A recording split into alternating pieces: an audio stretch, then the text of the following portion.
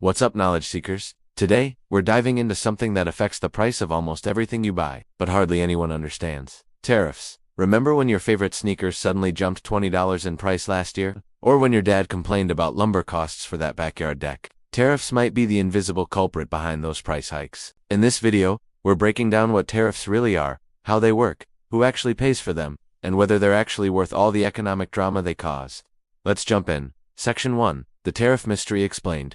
Imagine you're running a lemonade stand in your neighborhood charging $2 per cup. Business is good until your neighbor starts selling identical lemonade for just $1. Suddenly, nobody's buying yours anymore. Now, imagine your parents step in and say, anyone buying the neighbor's lemonade has to pay an extra $1.50 tax.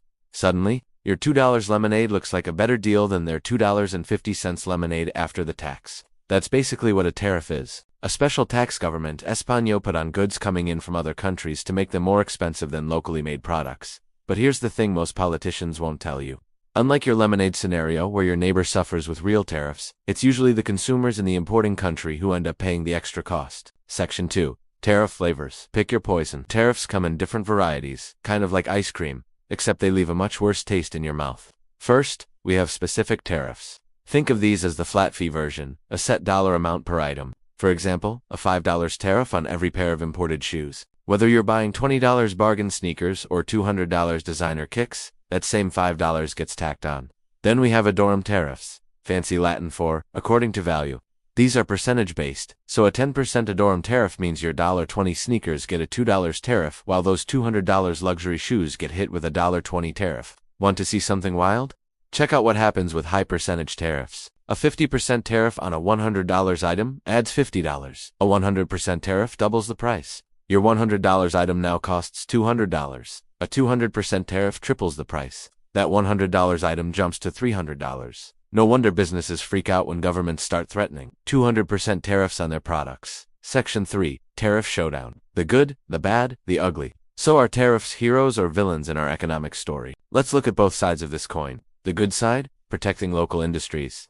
When South Korea was developing its auto industry in the 1970s, they used tariffs to shield companies like Hyundai and Kia from established foreign competition. The protection gave these companies time to improve quality and technology. Today, Korean cars compete successfully worldwide. Government cash machine. Every tariff collected is money flowing into government coffers. For developing countries with limited tax systems, tariffs can be an important revenue source. Bargaining chips. Countries use tariffs as leverage in international negotiations. Lower your trade barriers or we'll raise ours. It's economic diplomacy at work. The bad side. Your wallet gets lighter. Remember that shoe example? If foreign shoes get hit with tariffs, you end up paying more for the same product.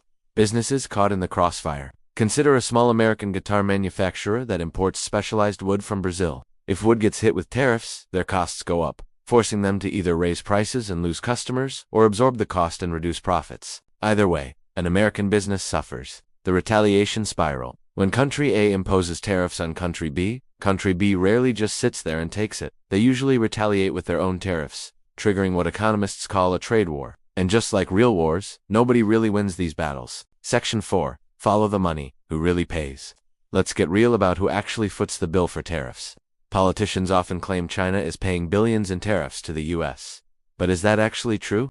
Let's say a Chinese company has been selling TVs to US retailers for $400 each. Then the US government steps in and adds a 25% tariff. That's an extra $100 per TV. Now, someone has to pay that $100. It could be the Chinese manufacturer. They might lower their prices, but that hurts their profits. Or the US retailer might just pay the full $500. But that's unlikely. They probably won't want to take the hit either. So, what usually happens? That cost gets passed down to you. The consumer ends up paying $500 instead of $400. So, even though it looks like the tariff is targeting the foreign company, a lot of the time, it's actually you who ends up paying more. Sometimes foreign manufacturers might lower their profit margins a bit to stay competitive, but more often they just raise prices, move production to countries not affected by tariffs like Vietnam, or stop selling to that market altogether. This is the uncomfortable truth. Despite political claims that other countries pay tariffs, it's primarily consumers who end up with the bill through higher prices on everyday products. So there you have it, the truth about tariffs. They're essentially taxes that are passed along to consumers through higher prices, while often sparking international disputes that can harm the very industries they were meant to protect. Are tariffs always bad? Not necessarily. In specific circumstances, with careful planning, they can help developing industries gain a foothold. But the economic consensus is clear. Broad tariffs typically cause more harm than good. Next time you hear a politician claim that tariffs are making another country pay, remember who's really covering the cost when you check your receipt at the store. If you found this explanation helpful, smash that like button, and subscribe for more complex topics made simple. Drop a comment letting me know what economic mystery you want me to tackle next.